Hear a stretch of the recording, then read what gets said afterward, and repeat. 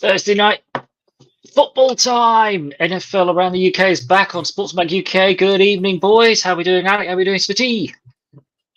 Decided you're Smitty today. Why not? I like it. Going with I'll take Yeah. it. Yeah, man.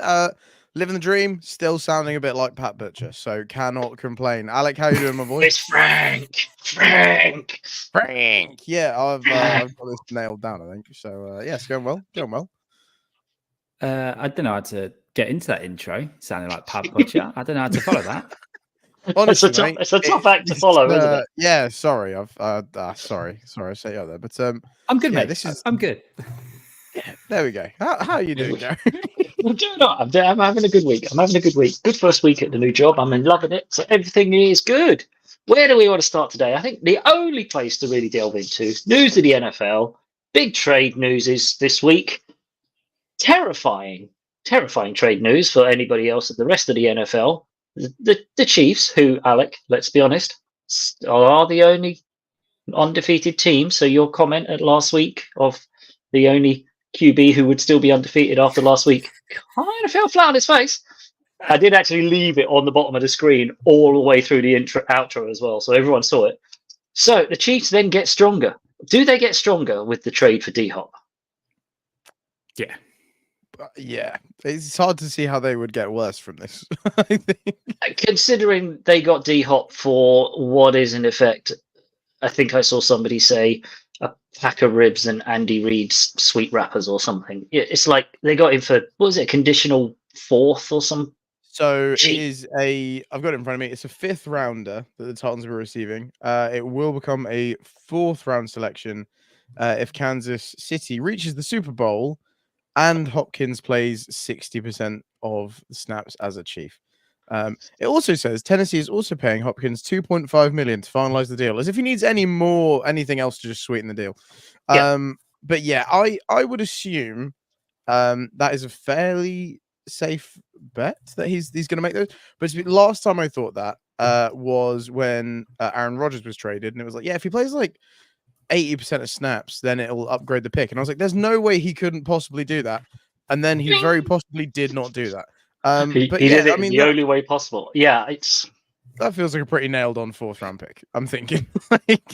Well, I think the first half of it potentially. I'm just wondering if they're like really sneaky in the Chiefs. Some stato is sitting somewhere in the back of the Kansas City Chiefs office going, right, he's not allowed to play any more snaps after the second quarter. He's made 59.9%. As long as it's not 60, we keep that 5th rounder. But yeah, I mean, terrifying for the rest of the NFL. Yes, they've got stronger, an experienced wide receiver, which is what they're crying out for. They have been crying out for a couple of seasons. Yes, he's not pacey. Yes, he's not, but they've got pace. They've got the speedsters and stuff. They just need some old head in that locker room, and they've certainly got it now. It's the over the middle stuff as well they need, with Kelsey not really producing, and Devontae's going to go up and grab it in the middle outside the numbers. He's going to do enough, and there's enough speed. What I think is interesting about this trade is that they did it after everyone had made the splashy trades last week. So Devontae Adams stuff. So then the market's kind of like, well, yeah, it's good. This isn't. If you look at the Jets and then the Chiefs, this trade is like polar opposites of what they've done. The Chiefs have waited their time. They went out with a bye week, and then they've gone and done it, and gave away nothing for doing it. Yeah, they've done, and coming off of a win as well. So it's the difference of the organization, as you say, a really well-run organization. Looked at the market, saw the big splashy ones, kind of waited for it to settle down again. And then just went out and gone, yeah, we need an experienced guy. That's the best guy out there for peanuts. We'll do that. Yeah. So yeah, absolutely fair play to the Chiefs for doing it. But it does kind of make me question exactly what the hell is going on in Tennessee, because I believe they're also offloading one of their linebackers. I think I saw as well that Seahawks. Maybe they're to the Seahawks. But I think they're getting a player in return. But I don't think it's a like for like swap. Is this the Tennessee Titans going, this season's done, fire sale time, get as much as you can? Yeah, is it the end of whoever the coach is? There's not a lot there. There's not a lot in their roster. I mean, you're not picking up anyone, so I don't know what you expected from this season anyway. As a Titans fan, yeah. I feel like the main thing they were looking for this season was probably to prove whether Will Levis was the guy or not. I feel like at least that's how this season felt to me, is they wanted to see what they had and check whether he was going to be the guy. And I'm not saying that this trade means that they are 100% convinced that he is not, but I feel like there is a fair amount of evidence at this point that he, at least not right now, he may not be the guy. Like, you know, I feel like he's having at least one moment every week where something absolutely bonkers happens to this man. Like, whether it's just the most ridiculous interception you've ever seen, like the cartwheel interceptions, or absolutely wiping out the guy on the sideline the other week and just not even checking if he's okay, just getting up, running off, and like being like, yeah, he'll be fine. You know, like this some random guy who's like life's been ruined for the next like 2 years, and Will Levis is like, "Come on, baby, we've got a game to win. We're gonna go get back. Yeah, it's never ending, isn't it? And it did. Yeah, you're right. I mean, because they didn't do anything splashy. They didn't go and get any big names or anything else. They didn't give him any help around anywhere. So it was kind of, what have you got, Will? Well, which was a tough sell because they didn't really give him anything to prove himself with. So bless you. They made that massive L'Jarius Sneed move though. They got him out of KC and then gave him this massive contract. And this guy has gone from like winning the Super Bowl to, well, I mean, he won it twice with them, right? How long has L'Jarius Sneed been in the league? I can't remember, but he's been obviously part of this really, really good team, bless him. And he obviously wanted to stay, but they weren't willing to give him the money. So he's made this move to Tennessee and he's got all of this money. And now it's like, right, we are 7 weeks in and this team is giving up. Like, that's rough. I mean, you know, I'm sure, not that I'm like overly sorry for him. He's already won the Super Bowl. He's going to be getting paid a lot of money. I'm sure he's going to be fine. But that's a pretty rough switch up for the guy. Yeah, you can't help but think that, I don't know what's left there. As you say, Alec, you look through their roster and there's no names stand out. There's just really nothing. It's just a meh team. And now that T-Hop's gone, it's like, well, are they tanking? Are they looking ahead already? Is it too late for teams to be tanking? Too early for teams to be tanking? Interesting. There's a lot of teams, though. I feel the Titans are in that bunch of teams that are probably going to, towards the end of the season, pick up four wins. Yeah. So they're going to be middle of the pack. I don't know what's coming out in the draft as yet in terms of QB. I don't think QB solves their issue. No, it doesn't. I mean, there are much better players coming out of the draft that are not QBs. There's some proper good defensive ends. Georgia has got an absolute stud. There's some absolute stud cornerbacks coming out. So it's a defensive sort of one. QBs will obviously be in the top 10 because there'll always be QB needy teams, but none of them are in the level of the last year's QB. So it'll be interesting to see who gets what. Yeah. I think it's just a good trade for the Chiefs. I think it works for the Chiefs. It's a good trade, makes them even more dangerous, a little bit scary. And he doesn't have to play this week against the Raiders. Really? They should have enough to beat the Raiders without D-Hop. So it's like, play a few snaps, get comfortable. Play a few snaps. Yep, get comfortable, no pressure. Yeah.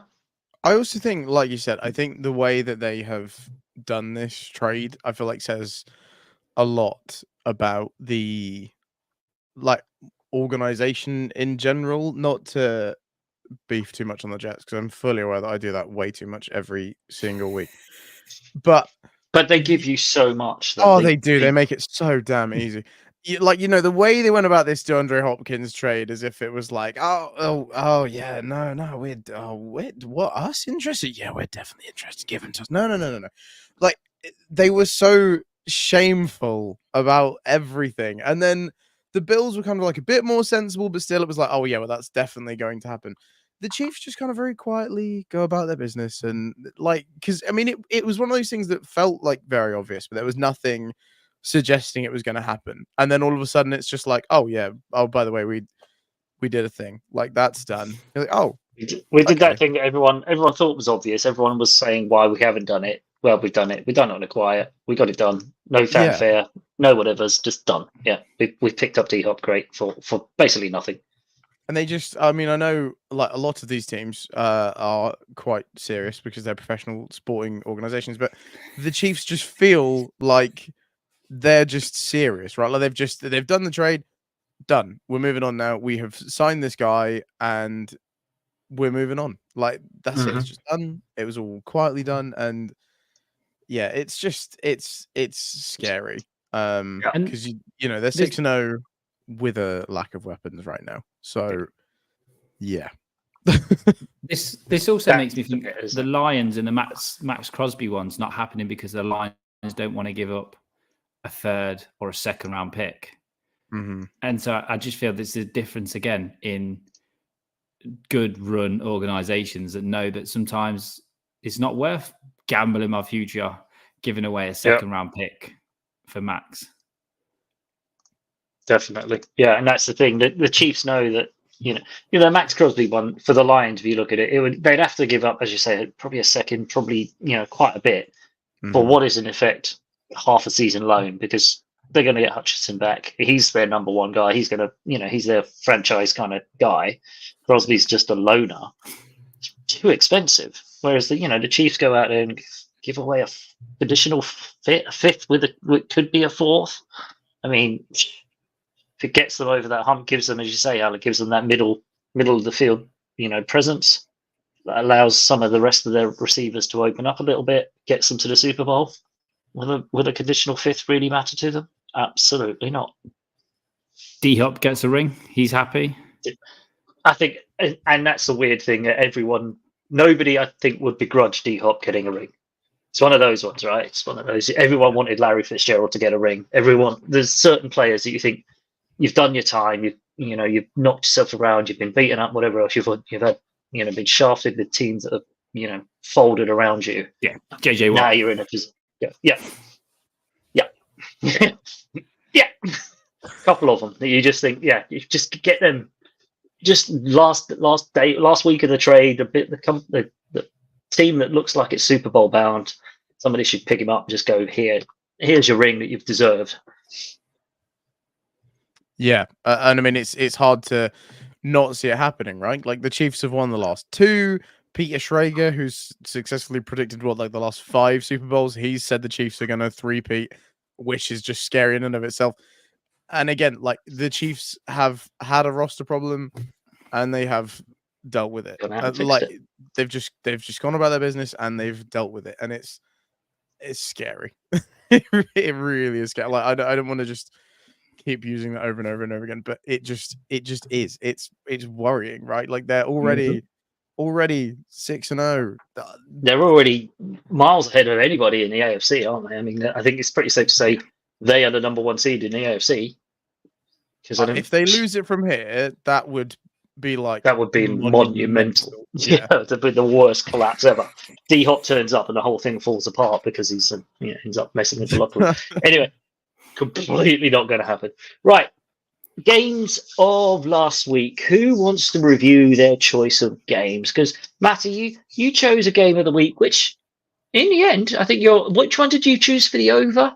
So I said Bucks Ravens was going to go over. You said you did, and I believe the over under was a bit less than 72. I think I absolutely nailed that one. I'm not going to absolutely smashed that one because that was just. I didn't see it going quite as it did. I thought it would go over. I did not expect it to go over. Yeah, over. I won't lie. That was a pretty mental game. Yeah, crazy. Like first quarter, the Bucks had 10-0 up, and I thought, oh my god, what is happening here? Like, we're gonna witness that Baltimore meltdown? ? And then out of absolutely nowhere come just 34 unanswered points by the Ravens. Hello? What is happening here? Okay, fine. Guess that's happening.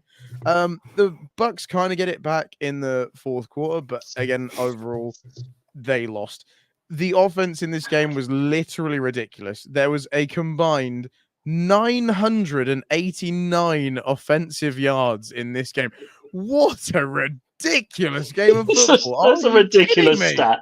That's a ridiculous stat. That's more. That's probably more offensive yards than the Jets and the Panthers put together for this season. Absolutely stupid. The Bucks passed the Ravens off the field, like almost 100 yards more passing, but the Ravens. But Derrick Henry ran all over. And ran all over. Derrick Henry just ran all over the Bucks. I mean, that was a game and a half. I suppose probably the biggest talking point is not only did the Bucks lose this, they've also come out with some pretty big injuries from this. Yeah, 2 of them. Yeah, that's the star wide receivers both. 2 wide receivers. So one went, I think, didn't. So Evans went out with a hamstring, or is it the other way around? Mike Evans is going to miss at least 4 weeks, which isn't with a hamstring. Because I believe one of those weeks is going to be their bye week. But still, that's week 11. That's a big loss. But then this is where it is. They were, I think it was in the last minute of the game. They were already 10 points down.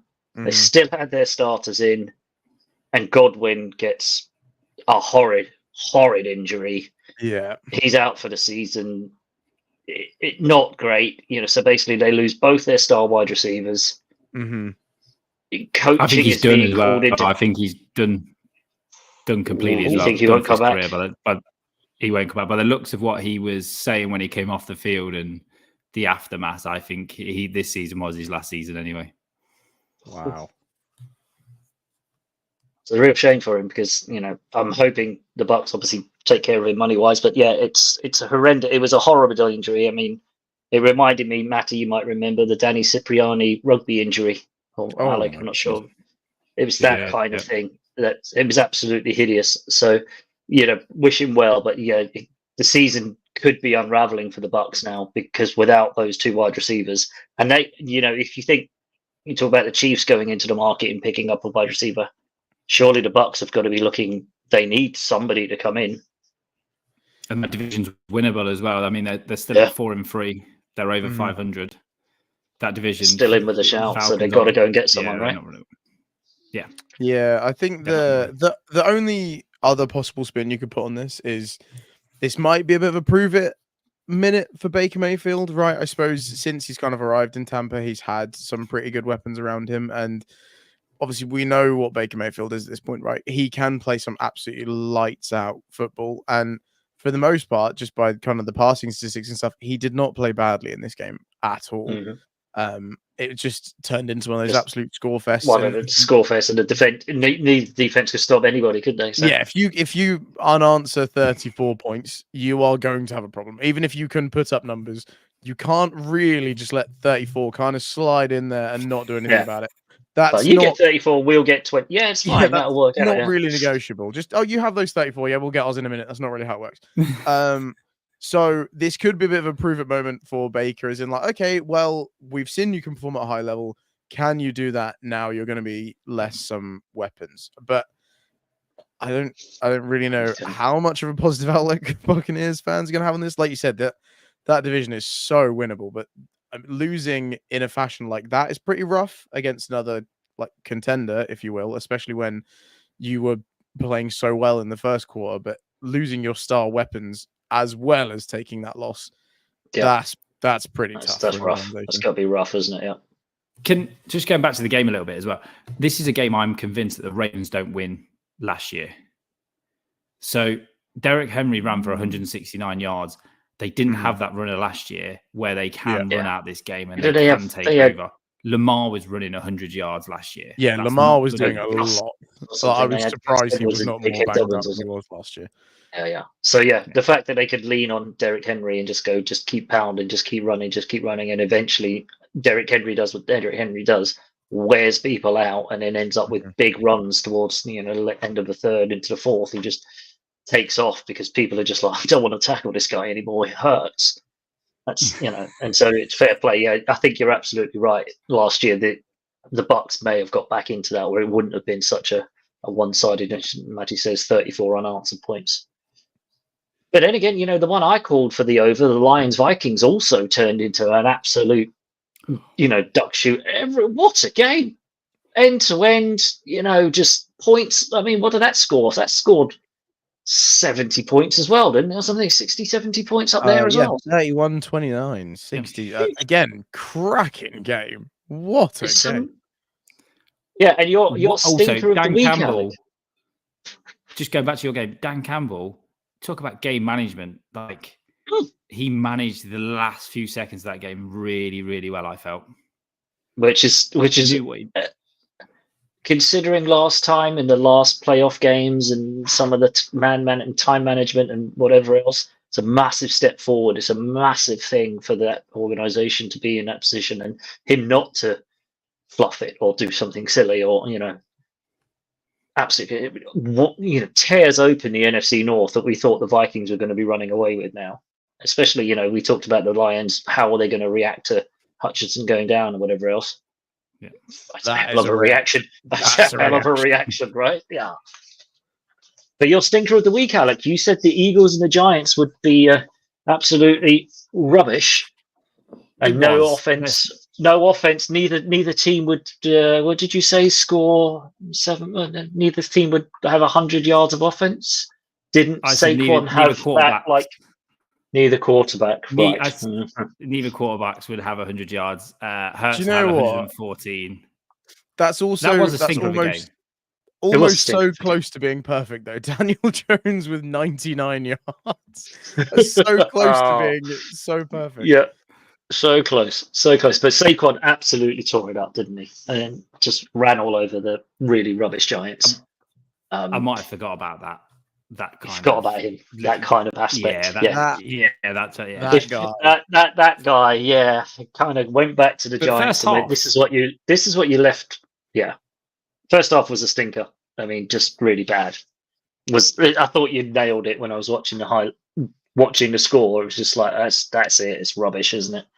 I thought it was interesting. I don't know if you guys have seen it. That some sort of tweet has come out or something where when they were benching the starters, Nick Sirianni goes over to, because I think Saquon was pretty close to like breaking his single game record of whatever. And actually, there's a tweet going out where they sit at a bench and Sirianni goes, "I want you to get this. Do you want to go in and do it?" And actually, Saquon's like, "No, give the youngsters. It's good for them." I thought that was indicative of what kind of player he is, because he could have gone out there and got that against his ex-team. There would have been a bit of niggle and everything else, but the fact he was like just sat there and went, "No, it's good for the youngsters, get out and get the experience," shows a humility that you don't often associate with like star players in the NFL. Yeah, 100%. He's not doing that a couple of years ago either. I think he's taking it. I think a couple of years ago, he's in it every single snap. He's still in there trying to get the figure. Yeah, absolutely. Shock of the week: Seahawks beating the Falcons, or the Cardinals beating your Chargers, Matty. Do you know? No, I think I'm finally over it. I wasn't even that upset when on Heed the Call, because I didn't even know the result, and they said, Cardinals are done. But I think against the swing though, right? Against the call, because I think the Cardinals were like quite major underdogs in that game. So I think that's more of a surprise than the Seahawks beating the Falcons. Yeah, I just suppose if like the Chargers, you're just going to refuse to score any touchdowns, you're going to lose games, aren't you? I don't really know. Don't really know what to tell you. That's pretty simple. NFL, if you're relying on your kicker, it's not. You're not going to get very far. Don't get me wrong. Love a good kicker. They're very kickers are people too. Very valuable to the league, and they're valuable to the 49ers. Apparently, we're going through them like no business. We don't need a bit mad, isn't it? But if like I said, if you're just going to refuse to score a tutty, then so I'm not looking forward to Sunday when I get on the NFC West show. Because this week it was all about, the Falcons were going to roll over the Seahawks. Even the Cardinals fans thought the Chargers were going to be too much, a step too far. Those teams both win. We laid an absolute stinker on Sunday against the Chiefs, so they're going to be unbearable on Sunday. We're going to have to speak to Bo and JT about that. But fair play to them. Let's talk about the Chiefs win over the Niners. Disappointing. Go on.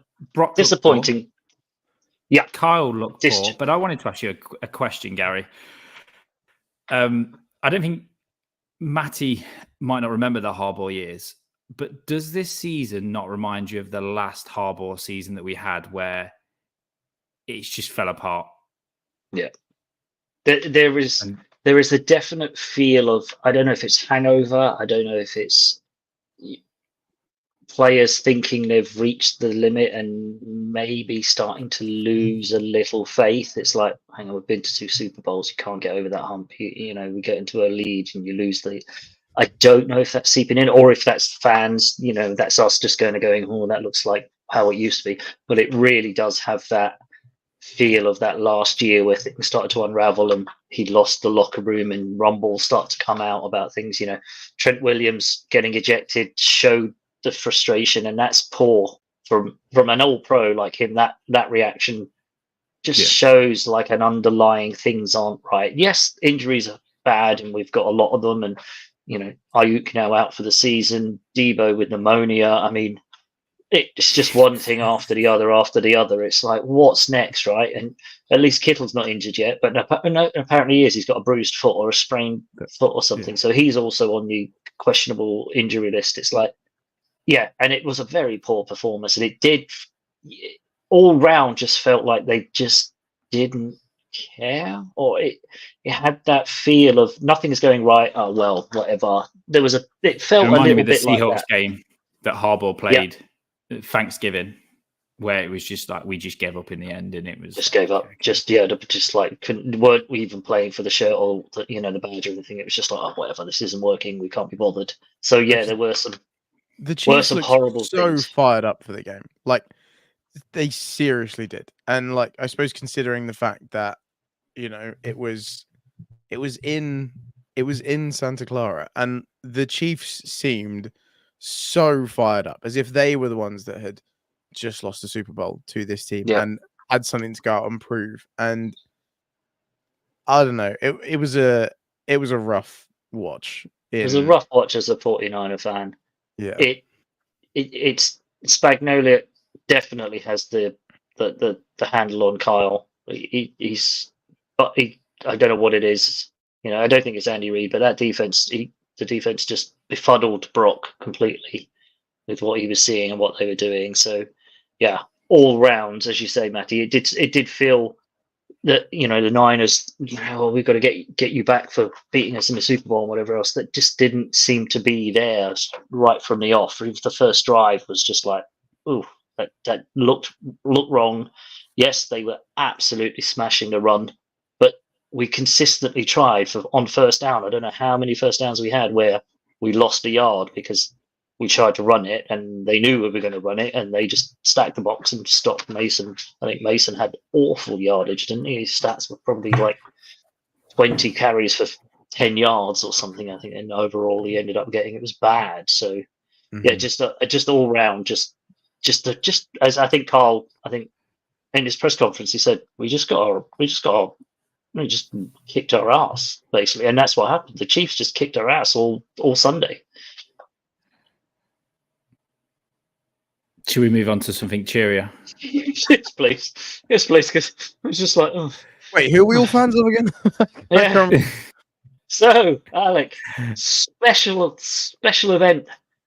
It's that Brought time back again. By popular demand. Popular demand. It is time for. Then I saw them play. Now I'm a believer. Not a trace of doubt in my mind. Ooh, they're gonna win it. They're gonna win it. They're gonna win it. Oh.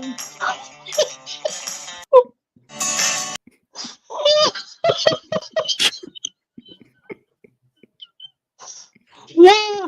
And if anybody who's watching and listening is trying to work out what's just happened here, Alec said that we weren't allowed to play that sound clip until we started this segment. Now I can understand why. I don't know what, Matty, I can't. Mate, I'm crying. I don't. Wow. Alec, over to you, because you've just killed us both now. Oh. I'm so glad you made us wait for that. That was incredible. So worth the wait. Oh, the magic wheel is back. Now, have we taken out the teams that we've done already, right? So this is now. So this is teams that are in the playoff hunt. Oh. So Well, no teams I've Patriots just this time then. we've put in the playoff hunt. Okay. Heads or tails, Gary? Oh, tails. Heads it is. Who do you want to pick? Matty, do you want to go first or Good. second? Yeah, go on. We'll go. Oh my gosh! Right, come on, game Wow. face. Yeah, first. Let's go. Oh no. Oh, Oh. Wait for it. Oh, do you know Lions. what? I am. That's fine. I'm perfectly. So okay. how long's he got? A minute, right? He's got a minute. Yeah, easy. Okay, right. So, oh god, that sounds like a time to start. Okay, so the Lions just are going to win the Super Bowl. I'm sorry, it's going to happen. I'm not even sorry. This is my job to do this. It's going to happen. Their schedule left: Packers. They're going to bully them. I absolutely believe it. They got the Titans first. Bully them. Texans. Nothing. Jaguars done. Colts done. Bears done. Packers again. They've done them once. Bills. They'll probably lose. Bears again, done. 49ers, we suck, done. And they'll just batter the Vikings again. They will win this. Jared Goff is playing some of the best football, if not the best football of his entire NFL career. This team has the most together team spirit I've ever seen. And when losing a star player like Aiden Hutchinson, if anything, they just seem to have weirdly gotten better. I thought the Vikings was the last thing that was going to kind of hold them back. I thought that defense was going to be too much. And the Lions found a way to just do what they did. And they just battered the Vikings regardless of any aura or however good that defense was. I don't see any obstacle that can stop this Lions team. I think they're going to do it. In on a minute. Oh, there we go. Come on now. That was way better than my last attempt at this where I was like, yeah, they just are going to do it. Yeah. I think I actually formed a valid argument for once there. Done well. Facts. Yeah, I think... Yeah, I'm with the line. I think the only thing that hands the Lions back, I keep saying, is Goff, but he keeps proving me wrong, so I'll keep my mouth shut. Yeah, you can't argue. I saw a stat today or something that the Lions have actually currently scored more touchdowns in the last 2 games or 3 games or whatever it is than they've had incomplete passes. That's like something crazy, like 16 TDs, and in the last 3 games, only 15 incomplete passes or something insane. You know, there was that game a couple of weeks ago where Goff went absolutely perfect, 18 for 18. He's not missing. The only thing, as you say, Hutchinson going down, Jameson Williams again falling foul of being an idiot. But you know, he's not been a major player in that offense. Jahmyr Gibbs seems to have found a new lease of life. Yeah. They are looking, you know, and I think we all agreed, all 3 of us were like, there's probably a hangover coming in Detroit after getting so far last year. It seems like they've done the opposite. They've taken last year as food, as fuel, and they are absolutely tearing it up. I'd be scared of the Lions. I think they are on an absolute tear up. I'll be the first to admit, I really thought the Lions were going to have like a fullback year this year. I did not see them being anywhere near as good as they were last year. I thought people were going to have figured them out, but if anything, they've just come back and they're better. Like, I feel like we're seeing that getting really far and then falling short can be a force for good as well. Like, they've got that hunger now to go that one step further and go again. Just a little quick nug before the next team is pulled out. Did you know that game that Jared Goff went 18 for 18? He did not leave that game with a perfect passer rating. What? So, I did a little bit of research. How could you? He did not leave with a perfect passer rating because a perfect passer rating is only available for people who have attempted 20 or more passes. So, unfortunately, Jared Goff, that went 18 for 18, did not have a perfect pass rating. Wow. Make it make sense, league. I'm not being funny. What more could he have done? Anyway, Gary, let's find out who that's bizarre. Wow. Right, who am I getting? Oh boy.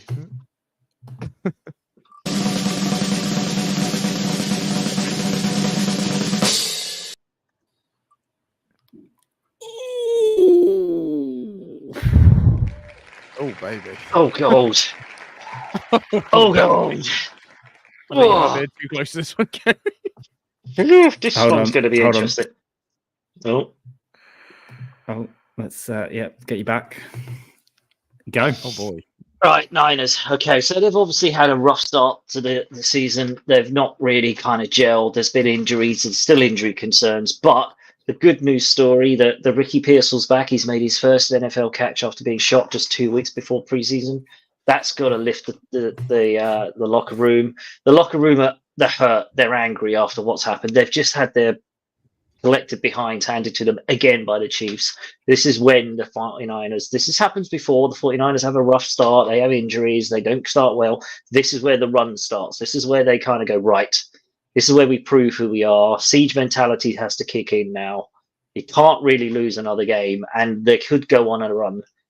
They probably won't get that thing, as you just said. I think they've probably missed out on number 1 seed, which I think is probably going to be the best thing for the Niners, to actually go and have to battle for it and have to go and fight for it and not be worried about people coming to our house. No, we're on the road, we're fighting for it, and we start this week by handing Dallas a whooping. Very nice. Very nice. I'm liking how we're all on there in a minute.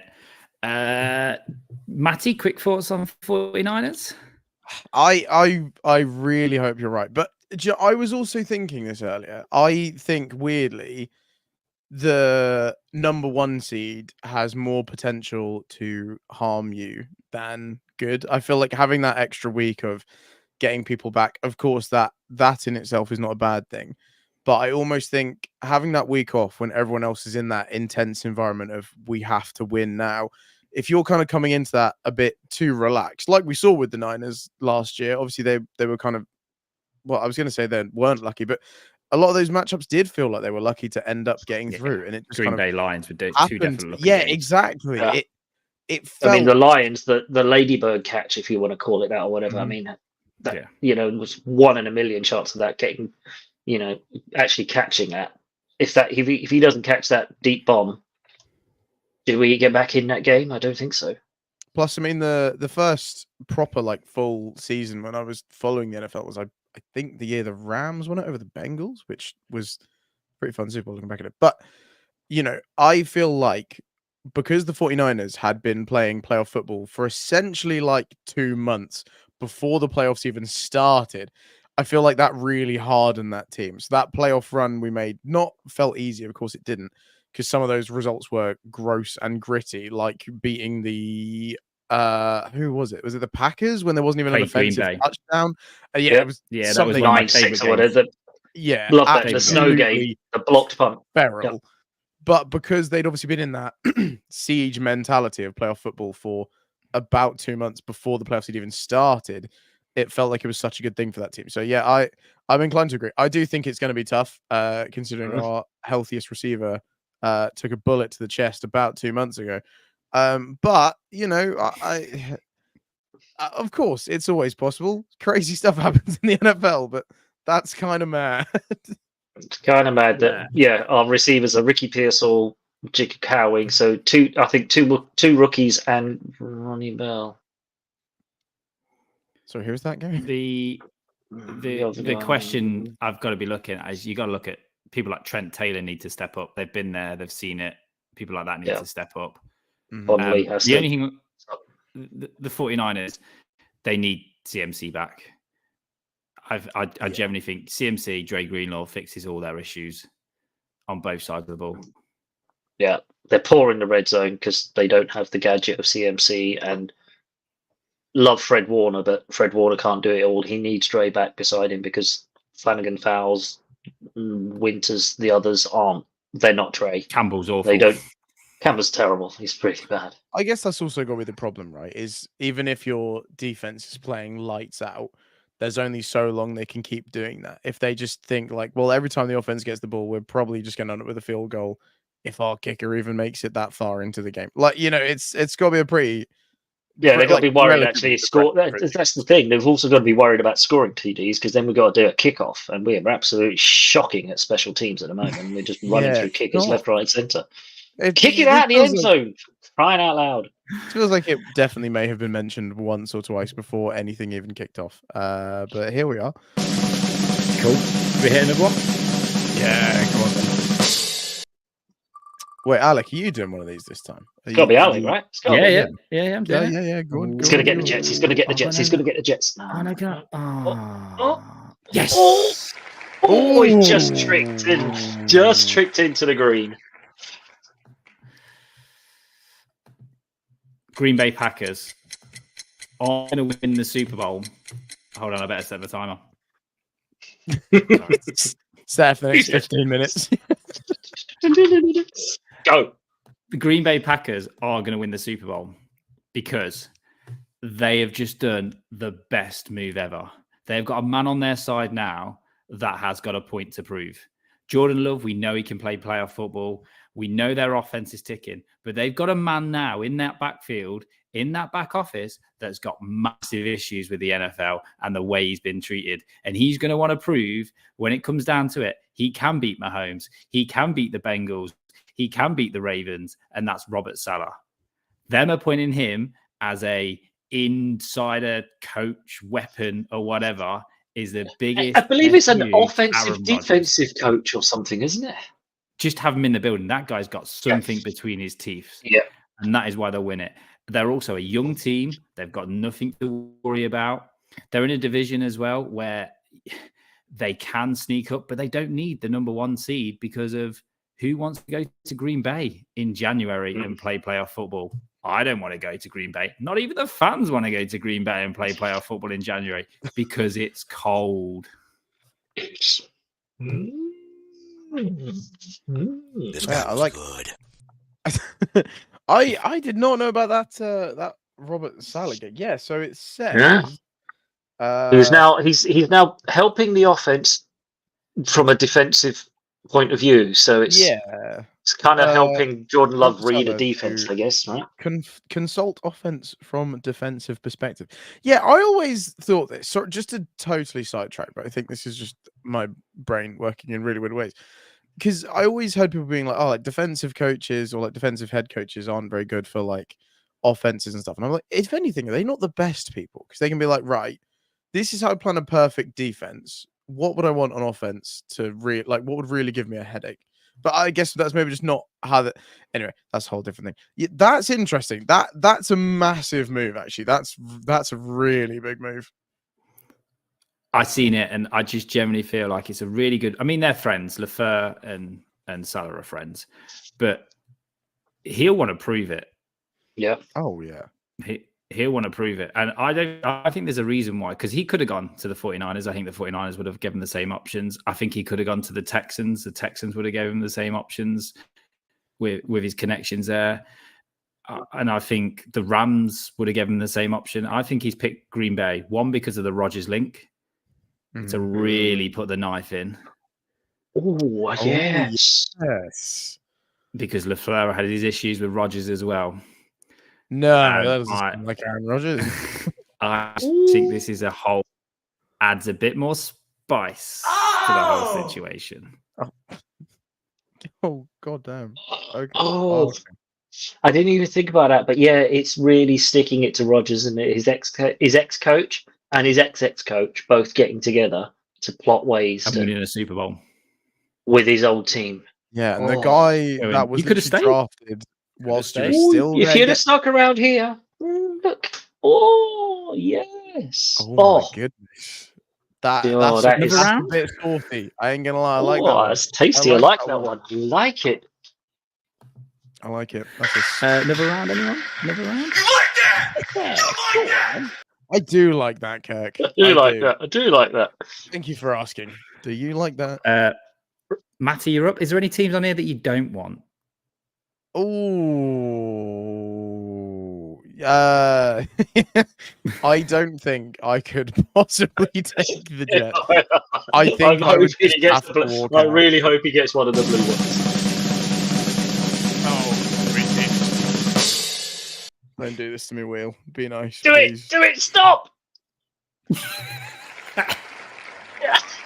I'm so done with this game. I hate it so much. I hate it so much. Oh, I hate it so much. Oh, I hate this. Okay.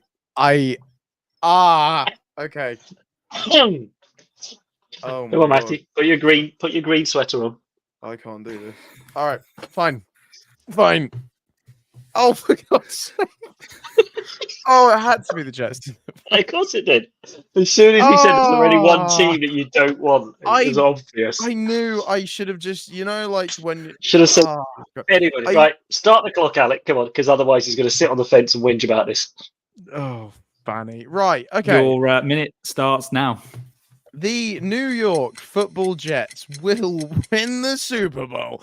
I think they're probably going to make it to the playoffs as a wild card. I think big Aaron Rodgers is going to get that connection back with the rest of his Green Bay Packers crew because they're basically running Green Bay Mark II. It's coming back, baby. And if they could do it in Green Bay, they can potentially do it in New York. So they're basically the same place. Aaron Rodgers has got everything around him to possibly succeed because, why try and do it a different way? Just do it exactly the same way. It's worked once. You're damn right it can work again. The guy that's taken over as head coach, I know he's an aspiring head coach and he's thought of quite widely throughout the league. He's also been studying under Robert Saleh. So presumably their defense is still going to be pretty good because that was the one thing of the Jets that was working. And with weapons like Sauce Gardner, I think their defense is still going to be fine. As soon as that offense starts clicking, they've definitely got enough weapons to be absolutely fine. And I'm convinced that they will do so. So it's just a matter of time of them figuring it out. And then I truly believe that they will win the Super Bowl. Yeah, okay, good. All right. Oh my God. Yeah. Clip it. Clip that. Jets are winning the Super Bowl. That is. This is my last. But ideally, clip it with the bit where you ripped the Jets to pieces earlier in the episode, and then clip it. Just fast forward to the me having to edit it.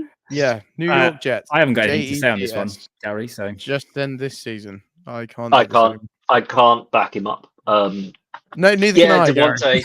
Devontae, maybe. I mean, when Devontae did show up last game, he showed effort, he showed effort and willing to chase down to prevent a pick six, not to light up the offense. Yeah. That was the big play was him making sure that pick six didn't get in the end zone. If Aaron Rodgers keeps throwing to the other team, I'm also just put themselves in the playoffs. I just can't see a team that they're going to come up against it. They're going to beat either. I just think that offensive line, there's only so long that Aaron Rodgers' body is going to hold up. I'm convinced he's going to go down pretty soon, and it's not going to be something fun. Only real nug I have on this is Mike Tomlin and the Steelers beat the Raiders on the 13th of October, handing DeAndre Hopkins. I need to stop bringing him up. That's not who I'm talking about. Devontae Adams, cheeky loss. Devontae Adams gets traded to the Jets. 21st of October, Steelers 37, Jets 15 to hand Devontae Adams his second Steelers loss. So did you see the hat nod little interchange between Rodgers and Tomlin? I don't know if you've seen it. When he called the timeout. When he called the timeout, because Aaron Rodgers is world renowned for trying to catch teams with 12 men on the field. And he almost got the Steelers, but Tomlin saw it, called a timeout just before Rodgers, did the snap. And Rodgers looks over, Tomlin tips his hat, and Rodgers nods his head and goes, "Yeah, fair play." It's a nice little moment of human, and it's because they've got history. I think they tried. I think there's previous, like a couple of years ago, the same sort of thing where it was like, "Yeah, fair play. You almost got me. Now I got a timeout." It's quite a nice little touch. But yeah, it's lovely that the Steelers have double whammied Devontae Adams. I thought in 2 weeks, it's a nice little touch. Can we go 2 for 2? Gary, is there any team you really don't want?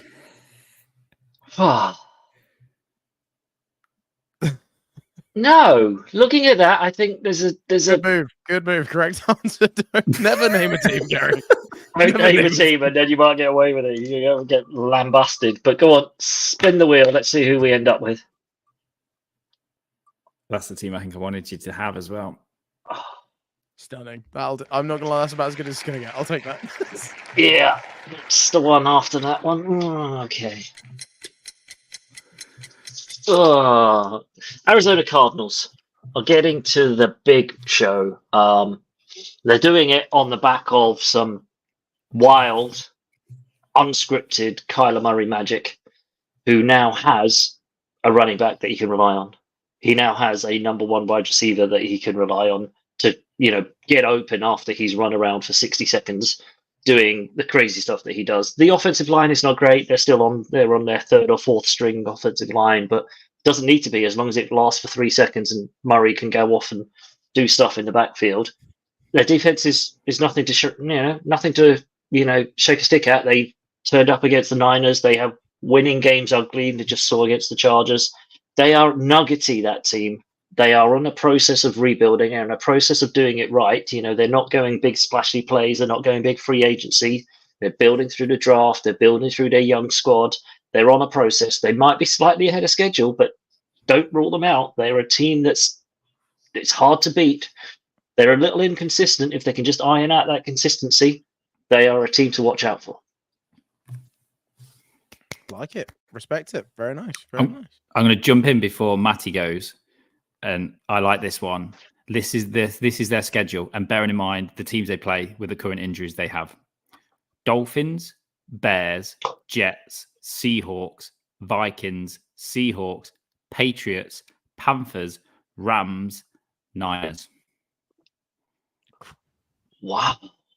Other than I only see 2 losses. Yeah, I was thinking Vikings, Niners, Vikings, maybe as the Seahawks, last game. Vikings.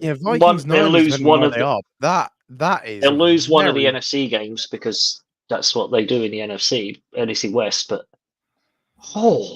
Panthers, they are. They've got a. doable. That is very favourable. If they can just, as I say, if they can let Kyler do what Kyler does. The only downside I see on it, Call of Duty comes out tomorrow. Season's over. It's finished. But no, I mean, to be fair, if you look at who they've had, they've kind of got a lot of their. I mean, they've taken a lot of their hard games early on. Like opened with the Bills, which, to be fair, they were winning for the most part, and then the Bills they were hanging around. Yeah, they've got the Lions out the way, and the Lions didn't totally blow them away. They've got the Commanders out the way, which was a kind of sneaky hard game. They've already played the Niners once and beaten them. They've got the Packers out the way. The Packers beat them. Packers did hand it to them a bit. That end of schedule is pretty nice. Yeah. As you say, with the injuries of those squads, that's it. That's some of those teams are suffering from injuries and stuff. That is suddenly an opening. That schedule opens up for them to. Do you think they take the NFC West? Hot take for you. That last game of the season, 49ers. It's a Wolves a playoff. Will be a Monday night primetime game, winning in. Which I don't like because it's in Arizona as well. It's not even at. And it'll be a winning in game. Win and get in. 10th of November. Cardinals Jets Super Bowl preview, baby. God damn. Here we go. Come on now. Oh dear. Yeah, could a Super Bowl could the Cardinals be going? That is a bad one. Christ. Come on, Alec. You get one more spin of the wheel for you because yeah. Alex, is there any team you really don't want? I would hate to get the Ravens. I would really hate to get the Ravens on this one. Oh, yeah. He's playing the whole reverse psychology there, isn't he? Oh yeah.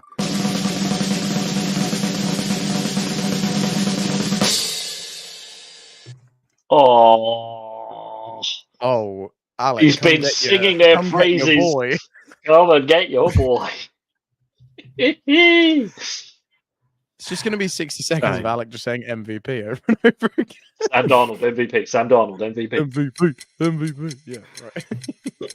What can I say about these guys? And the absolute rubbish trade rumors that the Vikings are in for a quarterback. Forget it. Sam the man, MVP Darnold, is going to lead this team to a Super Bowl. Not only do they have the most confusing defense in the league, then let's be face it, they were in that game all the way to the end against the Lions, which is their biggest task that they'll face this season. Now they know how to beat the Lions by just making it a 40-minute game at the end of the fourth quarter, and they will win the game. They know what they're doing. I actually think the Vikings should be buyers in this trade window. Pick up another running back, maybe pick up Max Crosby. Drop in a third, a second. This window they've got is short. and they should go for it. I also think they're going to win the Super Bowl. Do you know why, Gary? Do you know why, Matty? Sam the Man, MVP, Darnold. Comeback Player of the Year, Darnold. He will win them the Super Bowl. And I'll give you this. Super Bowl stats. He will throw 3 touchdowns, no interceptions, and he'll also run one in. So the Vikings whoop the Jets 4 touchdowns to 0 is what you're saying. Oh, let's be realistic. They'll beat the Chiefs. We all know the Chiefs are going to do that. Batter the Cardinals in the conference championship game. Easy, mate. Easy, mate. Easy money. Easy money. No, but yeah, I do. Matty, off you go. I don't know if it's like part of the story because I feel like that's probably one of the better aspects of sport. But I do feel like I'm getting so caught up in this Vikings team. In that, like, I even was on TikTok the other day, and someone had done like a retrospective of like Sam Darnold, and it was like, "You've been drafted really high. I'm sure you're going to be the guy." And like every slide was like, "Oh, maybe this move will work out." And it's like, and then it was like, "Oh, maybe you're just never going to be the guy." And then you just swipe, and it's him in the Vikings, and so like, until you are the guy. And it's like, you know what? Yes, I'm so happy for Sam. Like, I'm so, you know, it seems like he's been put in some tough spots, like any quarterback in New York has been. No, sorry, we'll pass that segment now. But you know, like he went to Carolina for crying out loud. Yeah, that's what I mean. Like, come on. I mean, I love what they're doing. Like you said, I have faith in that defense. Their defense is really good, and obviously it wins championships. Lions, but the Lions are a good team. Like, it's not as if they got absolutely twatted out of the park by some random geezers that just turned up on a Sunday. Like, they got beaten by a very good, you know, like another contender. So, and the game was close. Like you said, they were in it. It was a really good defense meeting a really good offense. Yeah, I could definitely buy into that. I don't think, because sometimes, you know, when you're like seeing an unbeaten team and then all of a sudden they lose and you're like, oh god, they've lost it now. I don't think I left that Lions Vikings game thinking, okay, this Vikings team is done now. Wheels are coming off. And obviously I know we have games kind of preview, but I kind of fancy them to just sort of keep it rolling after the Lions lost. Gary, what are you thinking about Sam Darnold? I like it. I mean, they've been there proving people wrong from the outset. You know, they are up there. Yes, have they just lost their unbeaten record in a, you know, game of the season-y type of thing? Slight concern, you know, their offense. No, sorry, the defense, as you say, confusing so many people. Up there is probably one of the best defenses in the NFL. My only concern with the Vikings is running game. Who have they got in the running game? They don't have a strong running game. And yes, they've got JJ, and yes, they've got Addison, and yes, they've still got Hawkinson to come back, which is a terrifying thought because they're that good without TJ. But when he comes back, that could elevate them. But they do need a running game for games when they don't, then they can't throw on teams because teams could, if they had a running game against the Lions, it would have been a different matter. But they haven't got one, and that's my only issue, concern, worry for them. If they went out and traded for a decent running back, then look out. Then absolutely look out. But I don't know who they would go and get. I'll ask your opinion on this because I've got Vikings tinted glasses a little bit. But you know, when we had the Texans come through last year and they were the hot team, I feel stronger about the Vikings than I do about the Texans. I always knew the Texans were just plucky. They'll be in the playoff. They're still building. CJ Stroud, rookie year. Whereas with the Vikings, I feel a little bit more confident. Like, yeah, you can make a run in the playoffs. Like, I think you can beat the Green Bays. I think you can beat the teams that are going to be up there. The NFC East team, whatever ends up falling in. I think you're right. I agree. Yeah, big time. Sorry, Gary. Yeah, I think you're right. Yeah, I think you're right. I think, as you say, last year the Texans were that sort of out of nowhere rookie sensation, fly seat of the pants, plucky underdog type story. But everyone felt there was a limit to it. You knew if they got to the playoffs, that was probably going to be a step too far. This Vikings team, it's not it's the underdogs. It's putting it together. It's bigger than the sum of its parts type thing. That's what's happening here. It's good coaching. It's good players working in a system. So yeah, it's got more to it. It's probably got more legs, got more wheels to run through. And when it gets to the playoffs, no one's going to want to go to the stadium there. No one's going to want to play Minnesota because they've had a run. They're a well coached team, and yeah, I think if another NFC North team comes in, then they'll know how to beat them. They'll know how to beat the NFC East team because whatever team falls out of the NFC East is probably not going to be that great. The NFC South teams, come on. Yeah, my only worry is they finish with Packers Lions at the end of the season. It's a tough finish. Yeah, it's a real tough. Yeah, I think. Sorry, I totally had an absolute brain fart there. Yeah, I agree. I feel like therefore I am. I think yes, agreed. Done. End of podcast.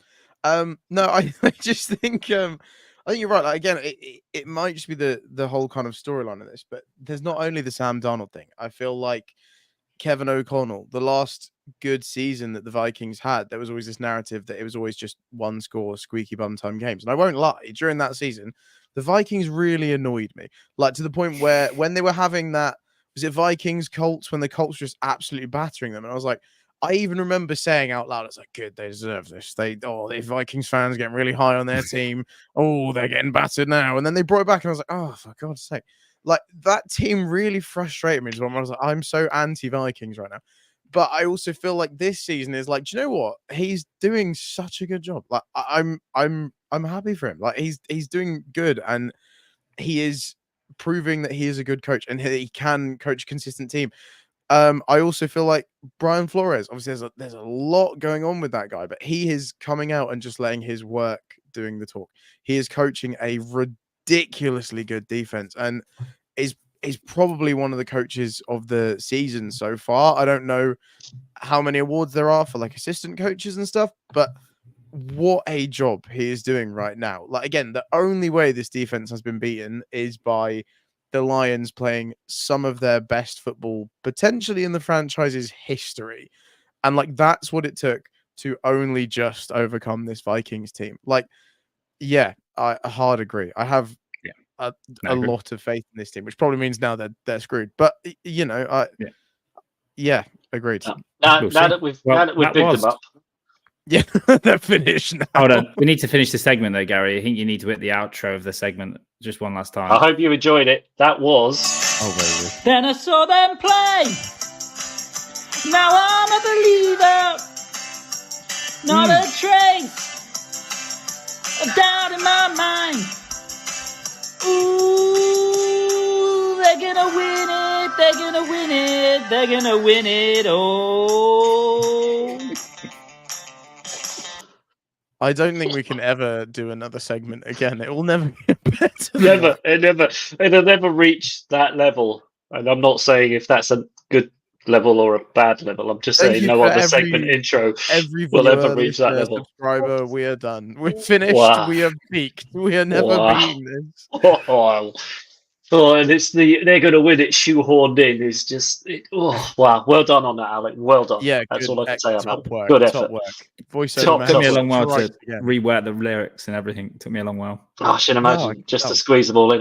You can feel that. You can feel the effort that's been put into that. Production value on that is it's incredible. It's amazing, isn't it? So, looking ahead, week 8 kicks off tonight.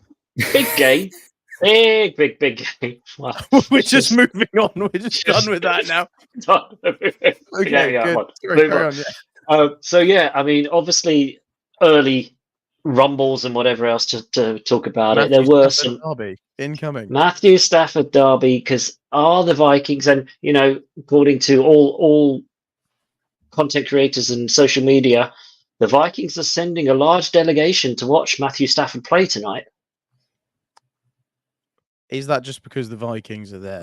It might be because the Vikings are playing against Matthew Stafford, but it was just that's how easy it can be to wind things up on social media. The Vikings are sending most of their organization to watch Matthew Stafford play tonight because the trade rumors are that Matthew Stafford could be on his way to the Vikings because, as you say, Alec, the Vikings are going to the Super Bowl. and maybe they feel that they could more definitely get there with Stafford. I don't know. I don't understand the rumbles. I don't understand the rumours. Would it be a straight trade, or would they send Darnold Darnold for back? Stafford? The only way this makes sense, like generally the only way this makes sense is if you do that and Stafford goes, I'm only playing a year and then I'm retiring, because if they've got JJ McCarthy in the backfield to play anyway. So the only way this makes a difference is if they go, because then that solves an issue for the Vikings of going, well, we're moving on from Sam no matter what. Yep. So Sam it has takes to away go. that takes away that controversy at the end of the season after Sam Darnold wins the Super Bowl, and they've got their rookie And then I go, QB that's ready to actually quite go. a sensible decision. Yeah, that's the only way I could see that makes any sense. Stafford comes in for 6-8 games and plays out. It's just odd. I can't imagine Stafford in the NFC North not wearing silver and blue though. That's the weird one. But he did leave Detroit under a cloud and not exactly with a pleasant sort of wave goodbye. Thanks for all your service, man. So he could stick it to them. I don't know. I don't know if there's any life in it. I don't know if there's any legs in the rumor or not, or if it's just people putting 2 and 2 together and coming up with 7. Well, I've got an article here from the Rams Wire, which is You would assume that would be pretty, yeah, on the just ball. on the USA Today Sports. So it seems like a bit of a Rams centric page. So I'm just going to read a light excerpt here, and we'll see what you guys think. This is a fairly neutral article, so we will see. In addition to the report of the Los Angeles Rams shopping Cooper Kupp on the trade market, there was also a totally unfounded rumor that the team is talking to the Minnesota Vikings about a potential deal involving Matthew Stafford. The Stafford rumor was shared by an unverified source, claiming the two teams were in serious trade talks for the quarterback. However, on Wednesday, Vikings reporter Ben Gosling of the Star Tribune shut down that claim. Gosling tweeted that a source told him there's zero truth to the idea that the Vikings are trying to trade for Stafford, which should end any speculation. Anything is possible, but it's not going to happen. As far as sending him to the Vikings, who are 5-1 with Sam Darnold at the helm, that doesn't even seem like a remote possibility. So we're pretty 50-50 on this by the sounds of it. Could happen. Could happen. It's definitely happening tonight after the game. Whenever someone says there's zero truth in it, there often means there's truth in it. Yeah, see, that's there's absolutely there's absolutely no truth in that rumor. We've got complete faith in our manager. Get out. It's that. Yeah, I feel like most of that article is like that really makes me believe it. But yeah, whenever someone comes out with there's no truth. It's like, oh god, it's happening. Oh god, it's happening, isn't it? Yeah, this is all just these smoke and mirrors. It can't happen. It makes no sense. As you say, Alec, the only way it makes sense is if the Vikings are thinking potentially QB controversy next season because JJ's coming back. He is the guy. He's going to be their future. But Sam's done really well. He's going to want to be a starter. Unless Stafford goes, give me loads of money, give me 8 games, see if I can get you to the Super Bowl, and then I'm done. Because if I take one more bad hit, I'm in real trouble. And the state of this offensive line in LA, it's probably going to happen. Get me behind a decent purple wall, and I'll see what we got. That's the only possible way it makes any sense. Yeah, because even financial wise, like I can't imagine they're paying Darnold a crazy amount. Like obviously, I know backup QBs are still fairly good earners, like in NFL terms, but I can't imagine he's on the biggest wage. I know if they made this trade, presumably they're going to have to pay Matthew Stafford something, and I'm assuming that's something. I know the Rams will still pay for it because they're still paying for Jared Goff. It's fine. Crikey. NFL is a weird world, man. It's weird. So weird. Maybe not then. Just... Yeah, do it. No, but I just feel like they've been behind Sam from the moment that JJ went down. And I feel like to just randomly, after you've started 5-1, just U-turn on that feels like a bit of a weird move. Like it's like kick in the teeth, right? And the Viking organization doesn't strike me as an organization that would run with the guy and then go, thanks, you got us here, but suddenly look, thanks, but no thanks. Yeah, I just don't think all of it just sounds wrong. But anyway, that's the preview to NFC showdown between the Rams and the Vikings. Now the Rams are 1-5, I want to say. They're 2-4. Yeah. Give them credit, Gary. They've won 2 games. I have won 2 games. One of them against the Niners. Yeah, we seem to be doing that a lot lately. Anyway, They carry seem to be doing. And getting some of their pieces back. Big news today that Puka Nakua is actually suiting up and will be playing tonight. That's fine. He has said he will be back. So, they're slowly putting the pieces back together. And Cooper Cup, I think, is still missing. But it's a plus point for the Rams. But I think they're going to run into the purple wall and they're going to run into the purple juggernaut. And they're just going to get absolutely rolled by Sam coming in. And the best thing for this is the bounce back. Wait, hang on. Is that the Rams, isn't it? Yeah. The bounce back opportunity that this gives the Vikings, prime time TV as well, right? So they finally get a prime time game, chance for Sam Darnold in LA with all the markets, everybody watching to prove it after going against, and I think they will. And I can't see the Rams living with the Vikings at all. I don't think the Rams offense is that good. I think, as we all know, the Vikings defense is that good, and that Rams offensive line is porous. So, I expect there to be quite a lot of Stafford running for his life, trying to keep plays alive. Or a lot of Kyron Williams, one or the other. 31-13. Yeah, there's that famous scoreline. Big. Oh, yeah. 30. 31-13, 31-14. I think Vikings score 30 points. Yeah, I think they score more, to be honest. Oof. I think they run it. I think they prove a point. They want to lay down markers. I think the Rams might get to 12 or 13, and maybe double figures against that defense. But I think the over/under is 48. Yeah, so I think that's I'd probably hit the under. 35. The Vikings are very much a soft, like a softer. Yeah, last 10 minutes we'll put in all our rejects. Yeah, I feel like this could be a game of wide receivers. I'd like to hope. Obviously, it depends if he's still like a little bit banged up, but I feel like Puka Nakua is going to come back fighting. But I just worry whether the rest of the Rams team will be able to come back fighting with him is going to be the issue. Like, I think, and if the problem is if Puka comes back, then that defense for Minnesota just goes, okay, double team him. Yeah. What else they got? I suppose also the worry is if he does come back even a touch too early, and he's the only thing they've got going on, if he gets absolutely munched in this game, do you just lose him again straight away? Yeah, you put him back on the IR for the rest of the season because that's all they've got. Yeah, it's too many things. They're one loss away from just completely not being able to make the playoffs in a way of numbers and our division's competitive for the wrong reasons. For all the wrong reasons. But yeah, if they lose this one, I think it's very close to them being back next week on a different segment. Oh yeah, baby. Oh yeah. Look at that professional segue. Teaser for next week and everything. Gonna go with the consensus here. I think the Vikings are going to take this pretty handily. I just think not that they need much of a reaction because I think they perform pretty damn well against the Lions for the most part.